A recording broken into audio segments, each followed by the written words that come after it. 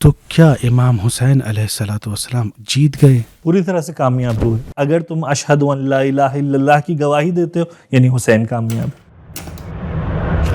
کیسے ممکن ہو سکتا ہے کہ ایک عقل مند انسان یہ کہے کہ امام حسین جیت گئے؟ ہم شیعوں کا تقاضا سوال کرنے والوں سے یہی ہے کہ ہم سے سوال کیا جائے اس سے پہلے کہ ہمارے اقدام کے بارے میں کوئی فیصلہ کیا جائے. جب بھی کوئی گروہ کسی جنگ میں یا کسی مقابلے میں جیتتا ہے تو وہ اس کے لیے خوشی مناتا ہے. آپ لوگ جو ہے وہ غمگین لباس پہن رہے ہیں، تو یہ کیسے آپ ثابت کریں گے؟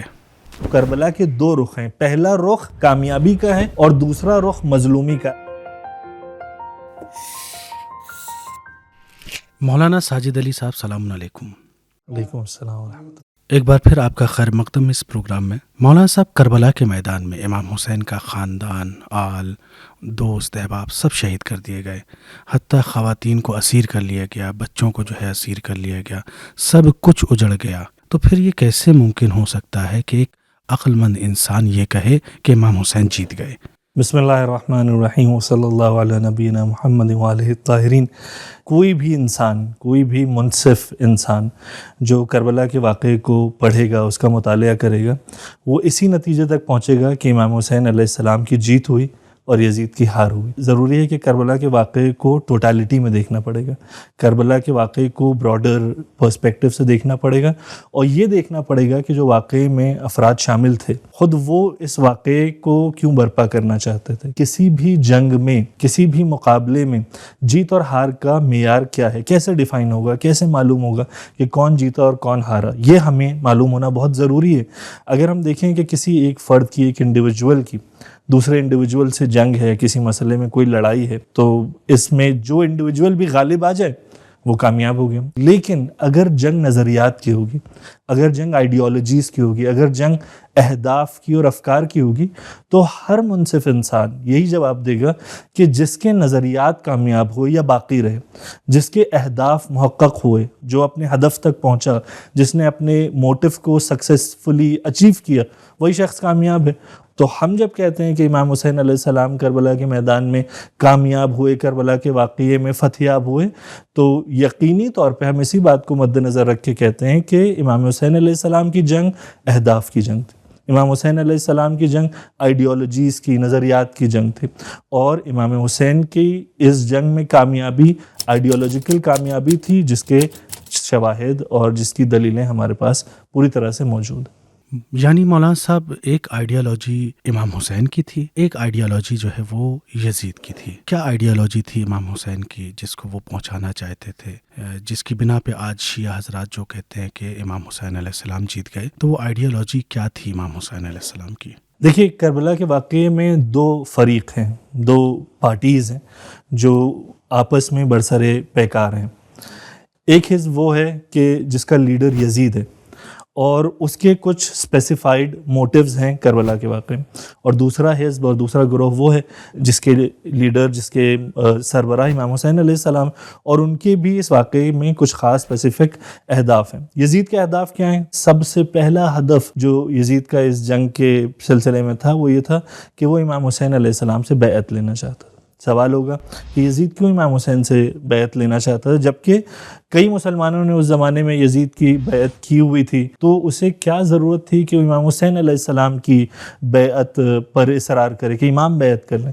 تو اس کا جواب یہ ہوگا کہ وہ خود جانتا تھا ان کی سب سے زیادہ اہمیت اور حیثیت ہے، اور اگر امام حسین علیہ السلام اس کی بیعت کر لیتے تو وہ اس طرح سے اپنے مقصد میں کامیاب ہوتا کہ وہ تمام امت مسلمہ پر اس بات کو دلیل کے طور پہ قائم کر دیتا کہ ہاں، اگر حسین ابن علی علیہ السلام نے بیعت کر لی تو اس کی حکومت لیجیٹمیٹ ہے. تو سب سے پہلی بات حکومت کی لیجیٹمیسی تھی، جواز شرعی حاصل کرنا امام حسین سے بیعت لینے کے ذریعے.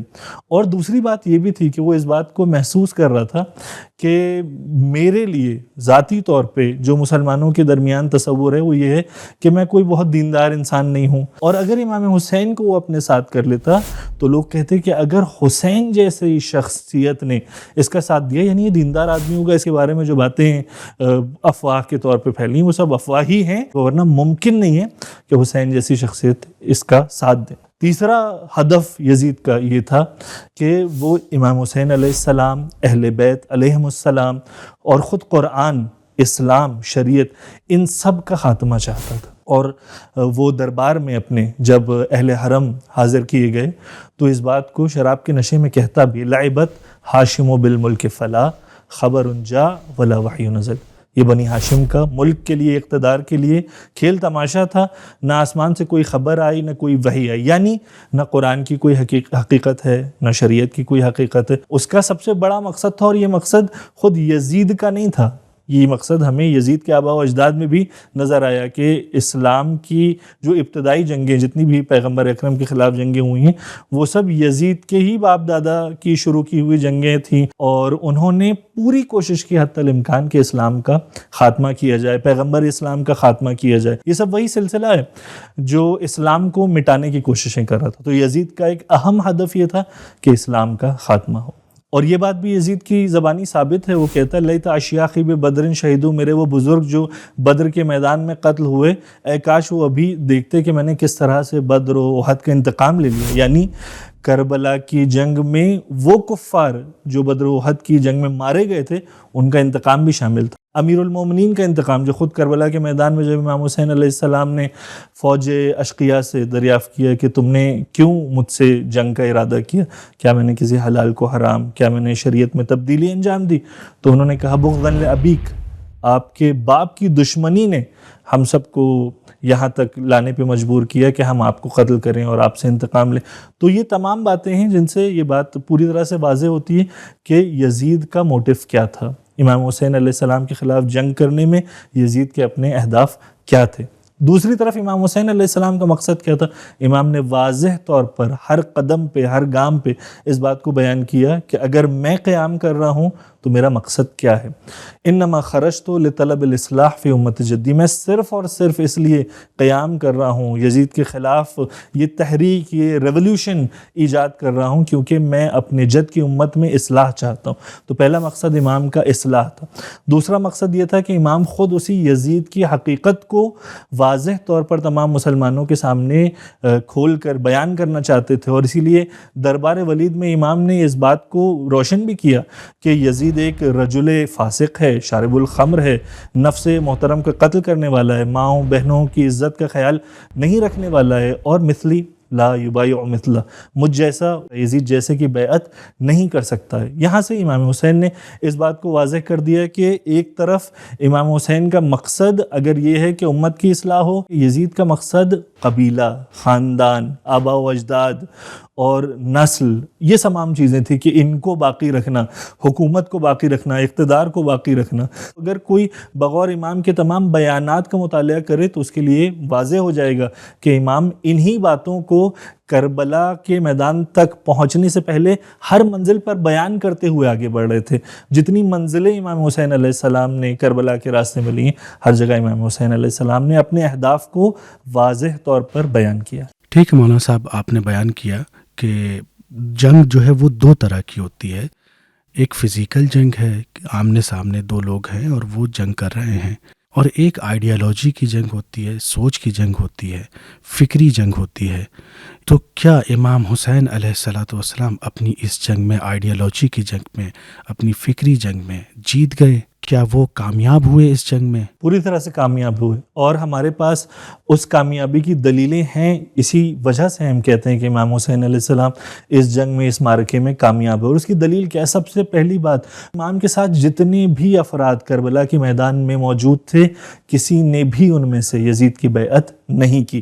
یہ پہلی دلیل. دوسری دلیل یہ کہ امام کے ساتھ جو خواتین آئی تھیں، جو بچیاں آئی تھیں، امام کے ساتھ دیگر جو افراد آئے تھے جو کربلا کے میدان میں شہید نہیں ہوئے بلکہ اسیر کر کے لے جائے گئے، بہت ہی ذلتوں کے ساتھ اور سختیوں کے ساتھ اور مصیبتوں کے ساتھ ان کو کربلا سے کوفہ اور کوفے سے شام کا سفر طے کرنا پڑا. لیکن کبھی ہمیں کسی مقام پر کسی جھوٹی سے جھوٹی تاریخ یا روایت میں یہ بات نہیں ملی کہ ان میں سے کسی بچی نے بھی یہ کہہ دیا ہو کہ ہم اب مزید صعوبتیں اور مشکلات برداشت نہیں کر سکتے، یزید کی بیعت کر لی جائے تاکہ ہمیں اطمینان حاصل ہو جائے، مصیبتوں سے رہائی مل جائے. کسی بھی اہل خانہ نے، کسی بھی اہل حرم نے یزید کی بیعت نہیں کی. بہت سارے حکام آئے بنی امیہ کے اور بنی عباس کے، لیکن تاریخ گواہ ہے کہ امام رضا علیہ السلام کے دور میں خلافت پیش تو کی گئی، ولی عہدی پیش تو کی گئی، لیکن کبھی بیعت کا مطالبہ نہیں کیا گیا.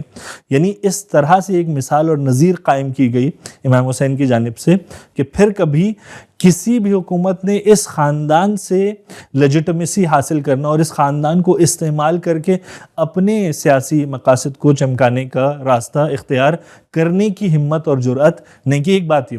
دوسری بات یہ کہ امام حسین علیہ السلام کا مقصد تھا کہ یزید کے خلاف ایک بیداری ایجاد کی جائے اور یزید کی حقیقت کو قیامت تک کے لیے تمام مسلمانوں اور تمام انسانوں کے لیے روشن کیا جائے. تو ہم یہ دیکھتے ہیں کہ وہ بیداری خود کربلا کے میدان سے ہی ایجاد ہونا شروع ہوئی اور لوگوں میں شعور آیا. وہ لوگ، یا کم از کم ایک مثال کے طور پہ جناب حر کو اگر آپ تصور کریں تو یہ وہ ہیں جو سب سے پہلے امام حسین علیہ السلام کے خلاف آئے ہیں اور ایک دستہ، ایک لشکر لے کر آئے ہیں امام حسین کے خلاف.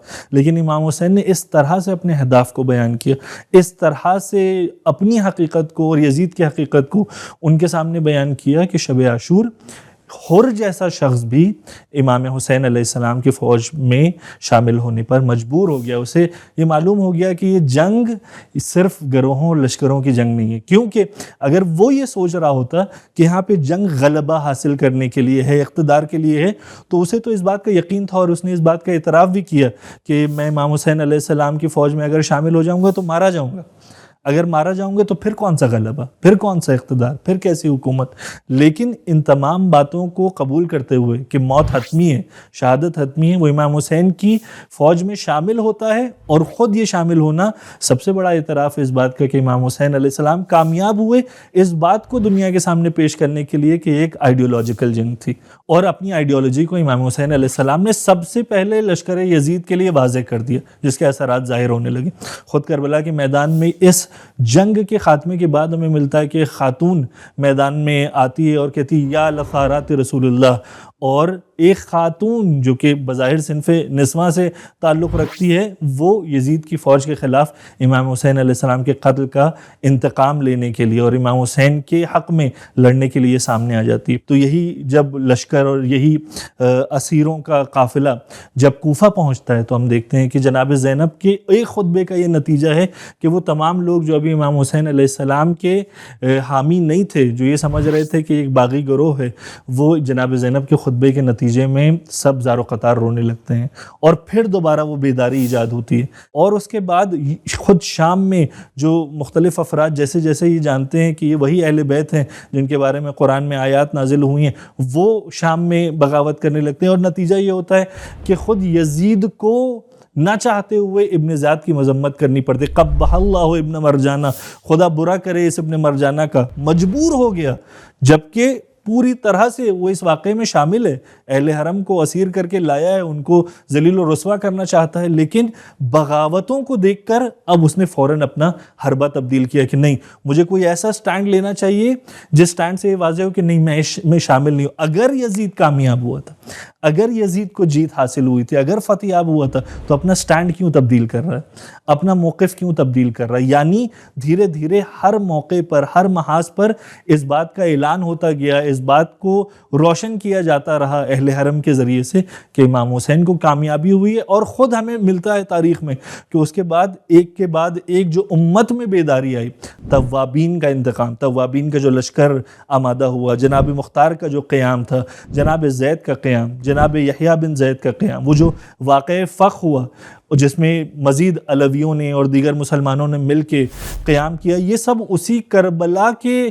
نتائج ہیں اور امام حسین علیہ السلام کی آئیڈیالوجی کی کامیابی کے نشانات ہیں اور اس کے واضح اثرات ہیں جو ظاہر ہوئے. اور سب سے بڑا اثر کہ خود یزید کا بیٹا اپنے باپ کی حکومت کو لینے کے لیے آمادہ نہیں ہے، اس نے حکومت کو ٹھکرا دی. اگر آپ جناب زینب کے شام کے خطبے پر نگاہ ڈالیں تو جناب زینب یزید سے خطاب کرتے ہوئے، یزید ملعون سے خطاب کرتے ہوئے فرماتی ہیں فواللہ لا تمحو ذکرنا ولا تمیت وحینا، خدا کی قسم تو ہمارے ذکر کو محو نہیں کر سکتا، مٹا نہیں سکتا اور ہماری وحی کا خاتمہ نہیں کر سکتا. کیوں جناب زینب یہ باتیں کہہ رہی ہیں؟ کیونکہ جناب زینب کو یہ بات معلوم ہے کہ یزید کا مقصد ذکر اہل بیت مٹانا ہے.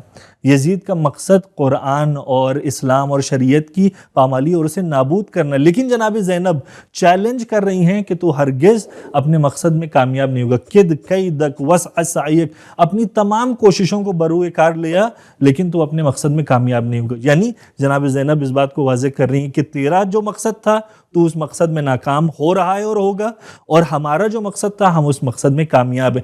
اور جب امام سجاد علیہ السلام سے کسی نے پوچھا کہ یہ جو کربلا کا واقعہ ہوا اور یہ جو جنگ ہوئی اس کے نتیجے میں کون غالب آیا، کون کامیاب ہوا، کسے فتحیابی ہوئی، تو امام سجاد علیہ السلام فرماتے ہیں کہ اگر تمہیں یہ دیکھنا ہے کہ کون کامیاب ہوا تو انتظار کرو کہ نماز کا وقت ہو جائے. جب نماز کا وقت ہو تو اذان دینا، اقامت کہنا، خود بخود تمہیں معلوم ہو جائے گا کہ کامیاب کون ہوا. اگر تم اشہد ان لا الہ الا اللہ کی گواہی دیتے ہو یعنی حسین کامیاب ہے. اگر تم اشہد ان محمد رسول اللہ کی گواہی دیتے ہو یعنی میں گواہی دیتا ہوں کہ محمد اللہ کے رسول ہیں، اس گواہی سے حسین کی کامیابی کا اعلان ہو رہا ہے، میرے بابا کی کامیابی کا. کیسے میرے بابا کی کامیابی کا اعلان ہو رہا ہے؟ کیونکہ میرے بابا نے انہی اقدار کی، انہی اصولوں کی حفاظت کے لیے کربلا کی جنگ میں شرکت کی اور اس قیام کو وجود دیا. ٹھیک ہے، امام حسین علیہ الصلوۃ والسلام اپنی اس آئیڈیالوجی کی جنگ میں جیت گئے اور انہوں نے جو مقصد تھا اپنا وہ پہنچایا، اور آپ نے اس بات کو دلیلوں کے ذریعے سے ثابت بھی کیا اور ہمارے لیے بھی کلیئر ہوا اور ناظرین کے لیے بھی ہمارے کلیئر ہو گیا ہوگا. مولانا صاحب، جب امام حسین علیہ السلام جیت گئے تو جب بھی کوئی گروہ کسی جنگ میں یا کسی مقابلے میں جیتتا ہے تو وہ اس کے لیے خوشی مناتا ہے اور اس کو سیلیبریٹ کرتا ہے، نہ کہ یہ کہ جیتنے والا گروہ جو ہے وہ غم منائے. آپ لوگ جو ہے وہ غمگین لباس پہن رہے ہیں، تو یہ کیسے آپ ثابت کریں گے؟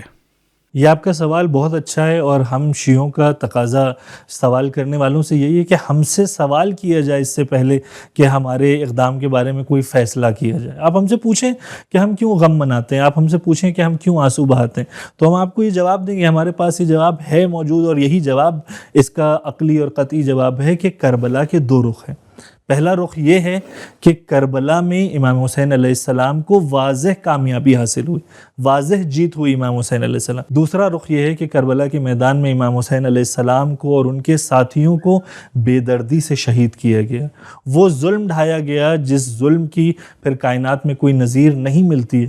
تو کربلا کے دو رخ ہیں، پہلا رخ کامیابی کا ہے اور دوسرا رخ مظلومی کا ہے. اب آپ آئیے اور دیکھیے کہ شیعہ کس طرح سے کربلا کی یاد مناتے ہیں.